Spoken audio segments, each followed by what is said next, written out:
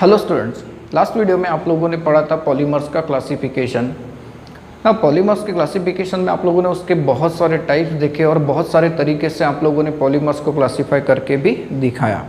आज की वीडियो में हम लोग पढ़ेंगे about some addition polymers and some condensation polymers, ये कैसे बनते हैं। सबसे पहले हम लोग पढ़ेंगे that is about the addition polymerization के बारे में।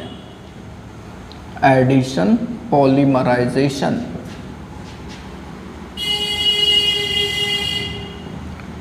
एडिशन पॉलीमराइजेशन की अगर हम लोग बात करते हैं तो एडिशन पॉलीमराइजेशन, ये जो पॉलीमराइजेशन है इसे हम लोगों ने एक और नाम दिया था that is called as chain growth polymerisation.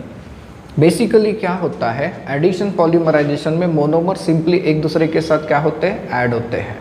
Same monomer हो सकते हैं या फिर डिफरेंट मोनोमर भी हो सकते हैं। एंड बेसिकली इसमें अनसैचुरेटेड मोनोमर्स ज़्यादा इन्वॉल्व होते हैं, जैसे कि अल्कीन हो गया, अल्केडाइंस हो गए या फिर उनके डेरिवेटिव्स हो गए, राइट। और ये जो एडिशन पॉलीमराइजेशन है ये टोटल 3 तरीके से कंप्लीट हो सकता है, जिसमें पहला जो मैकेनिज्म होता है उसे हम लोग कहते हैं फ्री रेडिकल पॉलीमराइजेशन। एंड पहला क्या होता है, फ्री रेडिकल पॉलीमराइजेशन। इसमें दूसरा जो टाइप होता है मैकेनिज्म का वो होता है कैटायनिक पॉलीमराइजेशन, इसे हम लोग कहते हैं कैटायनिक पॉलीमराइजेशन। एंड तीसरा जो तरीका होता है इसे आप लोग कहते हो अबाउट द एनायनिक पॉलीमराइजेशन। क्या कहते हो, तो एनायनिक पॉलीमराइजेशन इसे आप लोग कहते हो। इसमें पहला मैकेनिज्म हम लोग समझते हैं, इनफैक्ट हम लोगों ने ये पढ़ के रखा है, फिर से रिवाइज कर देते हैं, that is free radical polymerization. ना फ्री रेडिकल पॉलीमराइजेशन की अगर हम लोग बात करते हैं तो free radical polymerization involve certain steps. इसमें पहली जो स्टेप होती है जिसे हम लोग स्टेप नंबर 1 कह सकते हैं, उसे आप लोग देते हो चेन इनिशिएशन। क्या होती है पहली स्टेप, चेन इनिशिएशन होती है। नाउ चेन इनिशिएशन कैसे, तो इसमें पहले तो फ्री रेडिकल बनना चाहिए। हाँ, फ्री रेडिकल मैकेनिज्म में हम लोग जनरली पेरोक्साइड्स का इस्तेमाल करते हैं, जिनके होमोलिसिस होने के बाद आप लोगों को फ्री रेडिकल्स मिल सकते हैं। फॉर एग्जांपल अगर हम लोग ऐसा पेरोक्साइड लेते हैं, ये देखिए, इस पेरोक्साइड का नाम होता है acetyl peroxide. This is called as what, acetyl peroxide. Now in that case जब इसका होमोलिसिस होता है तो ये बॉन्ड इक्वल तरीके से टूटेगा। जब इसका होमोलिसिस होता है, होमोलिसिस जब होता है तो आप लोगों को सबसे पहले मिलता है एक ऐसा रेडिकल जिसे आप लोग कहते हो कार्बोक्सी रेडिकल। ना ये जो कार्बोक्सी रेडिकल है इसका आगे होता है decarboxylation, it loses carbon dioxide. सोचिए ज़रा, अगर ये कार्बन डाइऑक्साइड को लूज़ करना चाहेगा तो क्या इस तरीके से लूज़ करेगा, क्योंकि इसे तो बॉन्ड बना के निकलना है, तो एक इलेक्ट्रॉन की ज़रूरत है, इस साइड से ले लेगा, तो यहाँ का बचा हुआ एक इलेक्ट्रॉन यहाँ पर आ जाएगा। You will gate twice of CH3 radical, जिसे आप लोग मिथाइल फ्री रेडिकल कहते हो। क्या कहते हो, मिथाइल फ्री रेडिकल। नाउ ये जो मिथाइल फ्री रेडिकल है इसे मैं रिप्रेजेंट करता हूँ बाय R। क्या रिप्रेजेंट करता हूँ, बाय R से। ये हो गया फ्री रेडिकल, ठीक है। नाउ ये जो फ्री रेडिकल है ये अटैक करता है मोनोमर्स के ऊपर। सपोज करिए हम लोग अनसैचुरेटेड मोनोमर ऐसे दिखाते हैं, ये लीजिए, तो ये इसके ऊपर अटैक कैसे करेगा, ये इसके साथ बॉन्ड बनाने की कोशिश करेगा। देखिए यहाँ पर 2 इलेक्ट्रॉन है, तो एक इलेक्ट्रॉन एंड यहाँ से एक इलेक्ट्रॉन, तो ये एक इलेक्ट्रॉन इस कार्बन के पास चला जाएगा, तो आप लोगों के पास आएगा ऐसा रेडिकल, आएगा एक नया रेडिकल आ गया, दिस इज न्यू रेडिकल। तो ये चेन क्या हो गई, इनिशिएट हो गई। इसमें सेकेंड वाली जो स्टेप होती है, स्टेप 2 को हम लोग नाम देते हैं चेन प्रोपैगेशन। क्या नाम देते हैं, चेन प्रोपैगेशन। अब चेन प्रोपैगेशन मतलब क्या, चेन का बढ़ना। देखिए ये जो प्रोसेस है क्या ये कंटिन्यू नहीं रहेगी, ये जो रेडिकल बना क्या ये फिर से किसी मोनोमर के ऊपर अटैक नहीं करेगा, बिल्कुल करेगा। देखिए कैसे करेगा, RCH2CHY, ये रेडिकल आपके पास बना हुआ है, बराबर है। नाउ ये क्या करेगा, आपके पास जितने मोनोमर मॉलिक्यूल्स हैं उन सब के ऊपर अटैक कर देगा, धीरे धीरे करके इससे जोड़ता जाएगा अपने साथ और एक बड़ा सा रेडिकल फिर से बनाएगा। यहाँ पर जब ये जॉइनिंग कंप्लीट हो जाएगी तो नया जो रेडिकल आएगा उसमें इसके कितने पार्टिकल्स होंगे, तो इतने होंगे एंड आखिरी में क्या दिखेगा आपको, तो CH2 CHY, ये है लार्जर रेडिकल। इसे हम लोग कह सकते हैं लार्जर रेडिकल। अब जितने मोनोमर्स थे वो सारे के सारे क्या हो गए, यूज्ड अप हो गए, इतना बड़ा वॉल्यूम रेडिकल आपके पास आ गया। अगर आप लोगों को इस प्रोसेस को रोकना है तो इस रेडिकल को स्टेबलाइज कराना होता है, अदरवाइज ये लिविंग पॉलीमर है जिसमें बहुत सारी रिएक्टिव साइट प्रेजेंट है। ये रेडिकल है तो ऑब्वियसली रिएक्टिव है, किसी ना किसी के साथ आगे रिएक्शन देगा। नाउ चेन को रोकना मतलब होता है चेन का टर्मिनेशन। इसमें तीसरी वाली जो स्टेप होती है उसे हम लोग कहते हैं चेन टर्मिनेशन। अब चेन टर्मिनेशन कैसे, तो बहुत सारे तरीके होते हैं, ऑक्सीजन भी ऐड कर सकते हैं या फिर कोई इम्प्यूरिटी ऐड कर सकते हैं जो कि इस फ्री रेडिकल के साथ कंबाइन हो जाए। एंड सबसे कॉमन तरीका जो होता है वो होता है कपलिंग का। दो रेडिकल्स को आपस में जोड़ दो, चेन टर्मिनेट हो जाएगी। कैसे, देखिए आपके पास जो बड़ा सा रेडिकल बन के आया, ये बड़ा सा रेडिकल कुछ इस तरीके से बना हुआ है ये बड़ा सा रेडिकल। मैं इसका एक और मॉलिक्यूल लेता हूँ लेकिन इसे उल्टा करके लिख देता हूँ CHY, देन यहाँ पर है CH2 और ये किसके साथ जुड़ा हुआ है, तो ये जुड़ा है CHY CH2/N और ये किससे जुड़ा है, R से। देखिए अगर आपने इस एक इलेक्ट्रॉन को यूज़ करा है और ये एक इलेक्ट्रॉन यूज़ करेगा तो दोनों के बीच में क्या बन जाएगा, बॉन्ड बन जाएगा। देखिए क्या स्ट्रक्चर बनेगा, R CH2 CHY, देन उसके बाद CH2 CHY बनेगा, यहाँ पर जुड़ गया CHY, इनके बीच में बॉन्ड आ गया CH2 CHY CH2/N, ये लगा R। ये देखिए आपके सामने क्या बन के आ गया, पॉलीमर। आप लोग Y की वैल्यू को चेंज करते जाइए, आप लोगों को नए नए पॉलीमर्स मिलते जाएंगे। अब पढ़ते हैं about the preparation of some addition polymers. Preparation of some addition polymers, जिसमें सबसे पहले हम लोग पढ़ते हैं अबाउट पॉलीइथीन, जिसे पॉलीथीन हम लोग कहते हैं। एंड पॉलीइथीन जो होता है ये दो टाइप का होता है। एक जो होता है उसे हम लोग कहते हैं लो डेंसिटी पॉलीइथीन, इसे हम लोग LDP से रिप्रेजेंट कर सकते हैं और LDPE से रिप्रेजेंट कर सकते हैं। कुछ बुक में LDP यूज़ करते हैं और कुछ बुक में LDPE का इस्तेमाल करते हैं। तो इसकी प्रॉपर्टीज़ को अगर देखें तो ये जो पॉलीमर है it is basically branch polymer. कैसा है, ब्रांच पॉलीमर। एंड इसके बनते समय ये फ्री रेडिकल मैकेनिज्म को फॉलो करता है। ना ये कैसे बनता है, तो जो इथीन होता है उस इथीन को हम लोग 200 to 300 डिग्री सेल्सियस पे हीट करते हैं at a pressure, very high pressure of 1000 atm in presence of peroxide. तब जाके आप लोगों को मिलता है LDP, that is low density polyethene.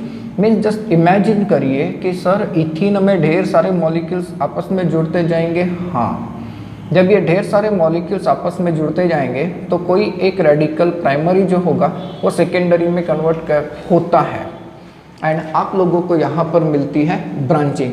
कैसे ब्रांचिंग मिल सकती है जरा हम लोग समझने की कोशिश करते हैं। सपोज ये आपस में कंबाइन होते जा रहा है तो कंबाइन जब होते जाएगा, मतलब इथीन जब आपस में कंबाइन होता जाएगा, हो सकता है ना कुछ इस तरीके से कंबाइन होता जाएगा, तो एक जगह पर कहीं ना कहीं तो रेडिकल है ही है कहीं ना कहीं रेडिकल है। इसे हम लोग कह देते हैं growing chain. This is called as what, growing chain.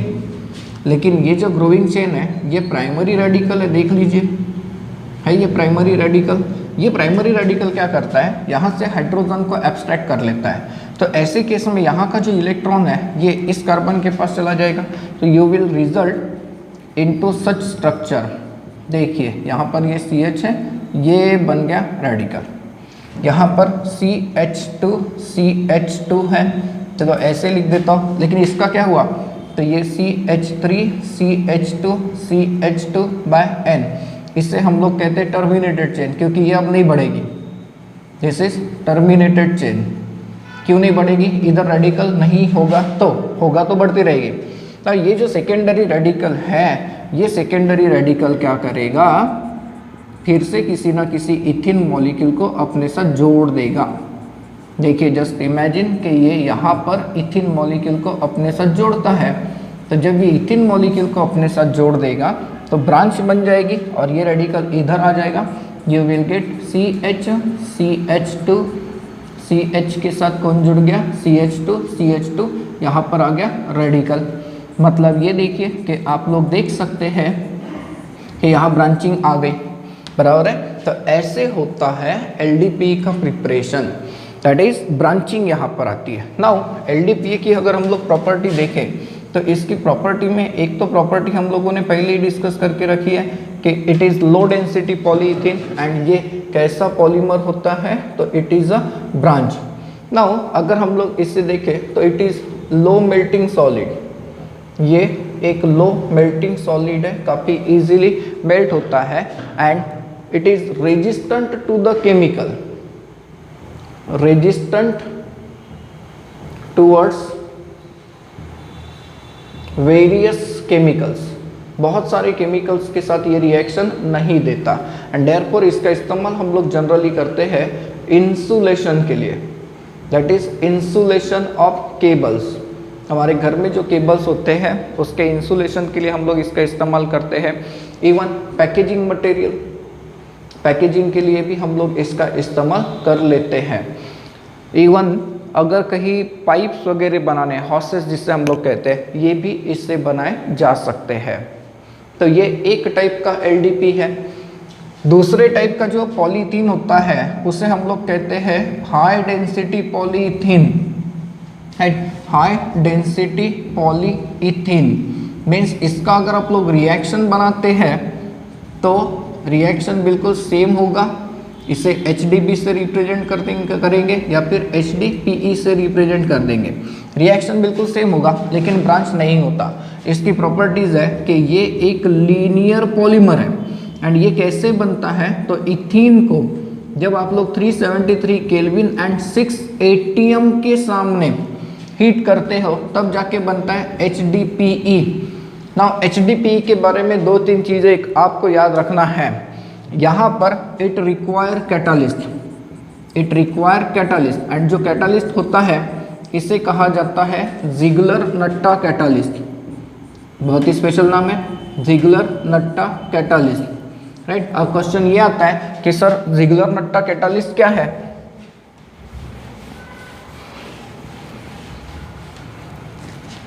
तो ये जो ज़िगलर-नट्टा कैटालिस्ट है ये क्या होता है, तो it is the mixture of titanium chloride and triethyl aluminium, right. Triethyl aluminium ये मिक्सचर है, इसे कहते हैं ज़िगलर-नट्टा कैटालिस्ट। नाउ HDPE की अगर बात करें तो it is also called as coordination polymer. क्या कहते हैं, coordination polymer. Why, because it involves complex formation, it involves what, complex formation। ये complex formation involve होता है। complex कैसे बनता है, तो ये टिटेनियम है जो कि D ब्लॉक का मेंबर है, वो इथिन के साथ complex बनाता है। तो ये बहुत ही काफ़ी अलग टाइप का है as compared to LDP। now HDPE की अगर हम लोग बात करें तो it is somewhat harder than LDP से थोड़ा हार्ड होता है। LDP से इसका melting point and boiling point क्या होता है, ज़्यादा होता है। अब हमारे घर में जो प्लास्टिक हम लोग यूज़ करते हैं वो मैक्सिमम HDPE होता है, जैसे कि जार्स बनाने के लिए या फिर बकेट्स बनाने के लिए, इवन टॉयज़ बनाने के लिए हम लोग इसका इस्तेमाल करते हैं। फिर अब प्रिपेयर करके दिखाते हैं, दैट इज पॉलीएक्रिलोनाइट्राइल। पॉलीएक्रिलोनाइट्राइल, जिसे रिप्रेजेंट किया जाता है बाय PAN से, and it is also called as Orlon. इसे हम लोग क्या नाम से जानते हैं? ऑर्लॉन के नाम से जानते हैं। नाउ इस पॉलीमर को बनाने के लिए आपको जो मोनोमर लगता है ये होता है विनाइल साइनाइड। क्या होता है? Vinyl cyanide. And vinyl cyanide को हम लोग कहते हैं एक्रिलोनाइट्राइल, इसलिए इसका नाम पॉलीएक्रिलोनाइट्राइल रखा गया, जो कि ऐसा दिखेगा। ये विनाइल हो गया और यहाँ पर लगा दीजिए CN। तो इसका पॉलीमराइजेशन करके दिखाना है, करिए। तो इससे एडिशन पॉलीमराइजेशन करना है ना, तो बहुत सिंपल है। ये लीजिए, इसके N मॉलिक्यूल्स आपके पास हो गए, एंड इसे अगर आपने पॉलीमराइजेशन के लिए भेजा तो इसका जब पॉलीमराइजेशन होगा तो इसके ढेर सारे यूनिट्स आपस में जुड़ जाएंगे। जी हाँ, जब ढेर सारे यूनिट्स आपस में जुड़ जाएंगे तो आपके पास ऐसा रिपीटिंग यूनिट आएगा, एंड इसे N लगा दीजिए, ये बन गया PAN, polyacrylonitrile. Now polyacrylonitrile use किस लिए होता है? तो it is use for the preparation of artificial wool, और ये जो आर्टिफिशियल वूल है इसका इस्तेमाल करके हम लोग बना सकते हैं ब्लैंकेट्स वगैरह बना सकते हैं। इसमें नेक्स्ट पॉलीमर पढ़ते हैं हम लोग, that is poly tetrafluoroethylene, poly tetrafluoroethylene, जिसे हम लोग टेफ्लॉन के नाम से जानते हैं। ये नाम शायद सुना होगा। इसे रिप्रेजेंट करते हैं एज अ PTFE।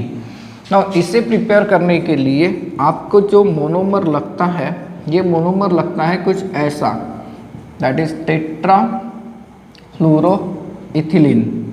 क्या लगता है? टेट्राफ्लोरोइथिलीन, जो कि ऐसा कंपाउंड है। देखिए, इथिन की जगह पर हमने टेट्राफ्लोरोइथिलीन यूज कर लिया, जहाँ पर 4 हाइड्रोजन की जगह पे 4 फ्लोरीन है, तो इसका पॉलीमराइजेशन कराइए तो बिल्कुल just like that of ethylene, ethylene के समान जब इसका पॉलीमराइजेशन होगा तो आप लोग समझ सकते हैं कि इससे मिलने वाला जो प्रोडक्ट आएगा वो प्रोडक्ट कैसा दिखेगा। तो ये क्या ऐसा नहीं दिखेगा? आप खुद सोचिए। इसे हम लोग कहते हैं टेफ्लॉन। क्या कहते हैं? टेफ्लॉन कहते हैं। नाउ टेफ्लॉन की अगर बात करें तो it is generally use for the preparation of non stick cookwares.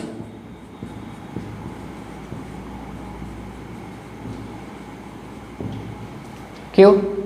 क्योंकि ये केमिकली काफ़ी इनर्ट होता है, एक्शन ऑफ हीट को भी अवॉइड करता है, एंड देयरफॉर हम लोग इसका इस्तेमाल करते हैं नॉन स्टिक कुकवेयर्स बनाने के लिए। इवन इसका इस्तेमाल पेंट इंडस्ट्री में भी किया जाता है। अब समझते हैं कैटायनिक पॉलीमराइजेशन के मैकेनिज्म को। कैटायनिक पॉलीमराइजेशन, आपको इसमें सिर्फ 2-3 चीज़ें याद रखनी है, पूरा मैकेनिज्म याद करने की ज़रूरत नहीं। कैटायनिक पॉलीमराइजेशन की अगर बात करें तो it is catalysed by acids like HF, H2SO4, HCl, even nitric acid etcetera. And important thing ये कि it involves the formation of carbocation. It involves the formation of what? Carbocation. ये काफ़ी ज़रूरी है, ये याद रखना है ना। इसके लिए आप लोगों को कौन कौन से स्टेप्स मिलेंगे? तो सबसे पहले समझते step 1, that is chain initiation. Chain कैसे इनिशिएट होती है इसके तरफ हम लोग ध्यान देते हैं। चेन इनिशिएशन कैसे होगा? नाउ यहाँ पर ये जो एसिड्स है ये डिसोसिएट होते हैं। जब ये डिसोसिएट होंगे तो इट विल गिव प्रोटॉन। ये कुछ इस तरीके से प्रोटॉन दे सकता है, दिया इसने प्रोटॉन। इसके अलावा अगर आप लोग HF की बात करें तो ये भी डिसोसिएट होकर क्या देगा? H पॉजिटिव देगा एंड F नेगेटिव दे सकता है। नाउ चेन इनिशिएशन में जैसा मैंने आप लोगों को कहा कि it is catalysed by the acid, तो चेन इनिशिएशन होने के बाद होगा क्या? ये जो प्रोटॉन है that is from the acid, ये क्या करेगा? अनसैचुरेटेड जो आपके पास मोनोमर्स है उसके साथ ज्वाइंट होगा। कैसे होगा? देखिए, अगर हम लोग इथिन लेते हैं, सपोज करिए कि इथिन के साथ चलते हैं, या फिर ये लीजिए मैंने यहाँ पर कोई दूसरा ग्रुप लगा दिया, तो ये जो प्रोटॉन है, ये प्रोटॉन इसके साथ जुड़ने की कोशिश करेगा। सपोज करिए मैं प्रोटॉन को इस साइड जोड़ता हूँ, तो इसका मतलब ये है कि ये इसके साथ जुड़ेगा तो यहाँ की इलेक्ट्रॉन यूज़ करेगा, इसके ऊपर गरीबी क्रिएट होगी, तो it will result into the formation of carbocation. हमने कहा है कि ये जो कैटायनिक पॉलीमराइजेशन होगा इसमें कार्बोकैटायन बनेगा। देखिए बन गया कार्बोकैटायन।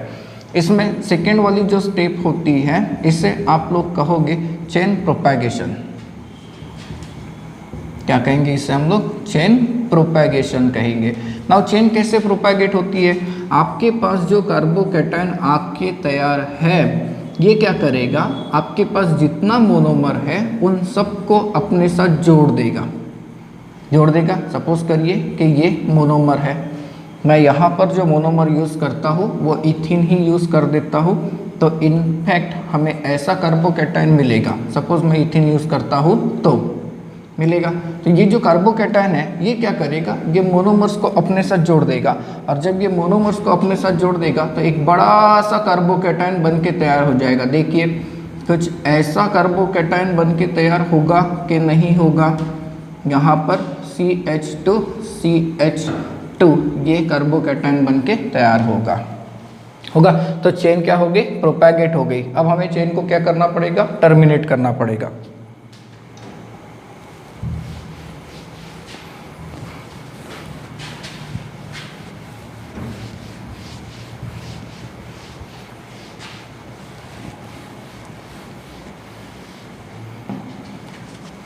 इसमें स्टेप थर्ड जो होगी वो होगी चेन टर्मिनेशन।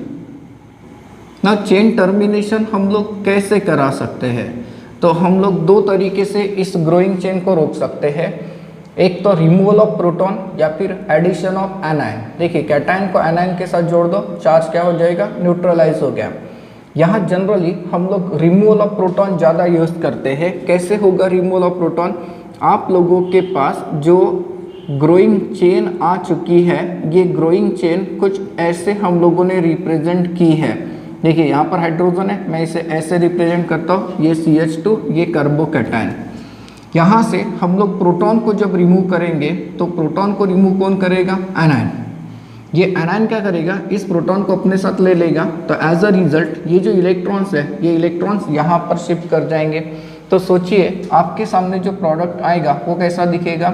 तो CH3 CH2 CH2 CH2 by N CH double bond CH2, ये क्या हो गया?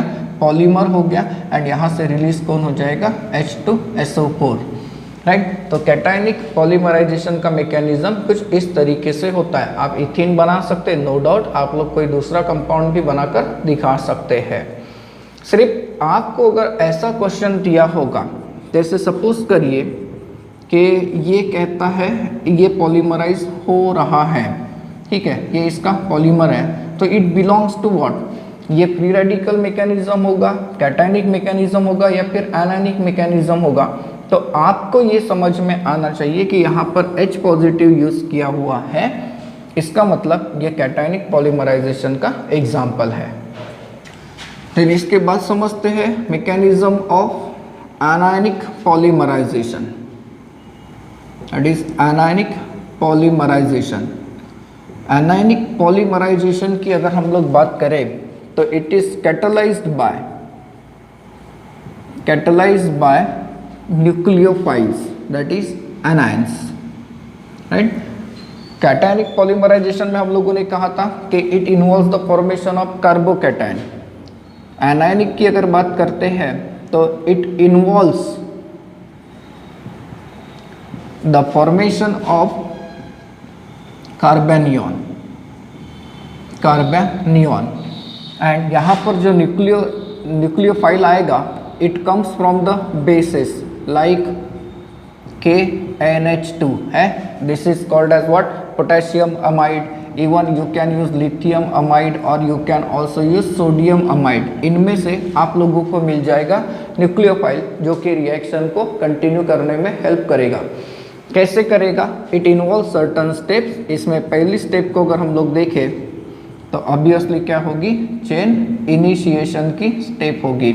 नाउ ये जो पोटेशियम अमाइड है, सपोज करिए हम इसे डिसोसिएट करके दिखाएं तो ये क्या देगा, K positive and NH2 negative. देखिए ये बन गया न्यूक्लियोफाइल। ये जो न्यूक्लियोफाइल है, ये न्यूक्लियोफाइल आपके पास जो मोनोमर है उसके ऊपर अटैक कर देगा। नाउ जब न्यूक्लियोफाइल इसके साथ जुड़ेगा तो अब आप लोग सोचिए आप लोगों के पास किस तरीके का प्रोडक्ट बन के आएगा। सपोज करिए मैंने अब ऐसा मोनोमर अगर यूज़ किया, अगर न्यूक्लियोफाइल इस कार्बन के ऊपर अटैक करता है तो इसके बीच में बॉन्ड बनेगा एंड ये इलेक्ट्रॉन किसके पास चले जाएंगे, इस कार्बन के पास।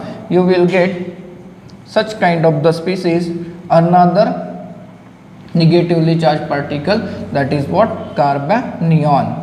हो गई चेन इनिशिएट। इसमें सेकेंड वाली जो स्टेप होगी इसे हम लोग कहेंगे चेन प्रोपैगेशन।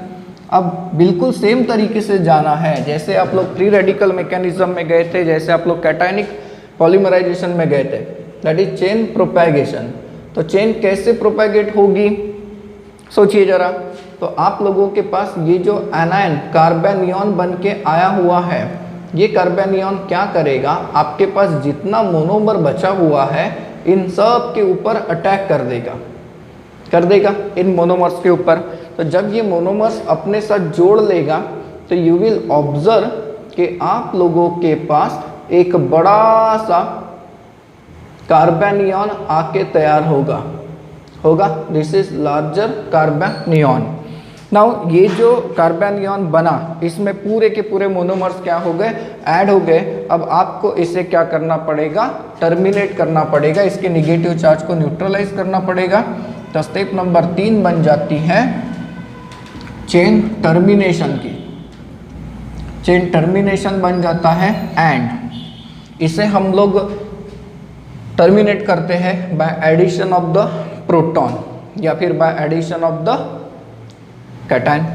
तो ये जो लिविंग पॉलीमर आपके सामने है, देखिए इसे हम लोगों ने ऐसे रिप्रेजेंट कराया है, बराबर है, इसे इस तरीके से रिप्रेजेंट कराया है। अगर आप लोग इसे प्रोटॉन देते हैं तो प्रोटॉन देने का फायदा क्या होगा, ये इसके साथ कंबाइन हो जाएगा, बॉन्ड बन जाएगा। जब बॉन्ड बनेगा तो चार्ज न्यूट्रलाइज होगा एंड चार्ज जब न्यूट्रलाइज होगा तो ये कैसा दिखेगा सोचिए। तो CH2CH2W ये बन गया पॉलीमर, ये स्टेबल पॉलीमर रहेगा। ये है 3 टाइप के मैकेनिज्म हमने डिस्कस किए आज, that is free radical mechanism, cationic mechanism and anionic mechanism to prepare addition polymers.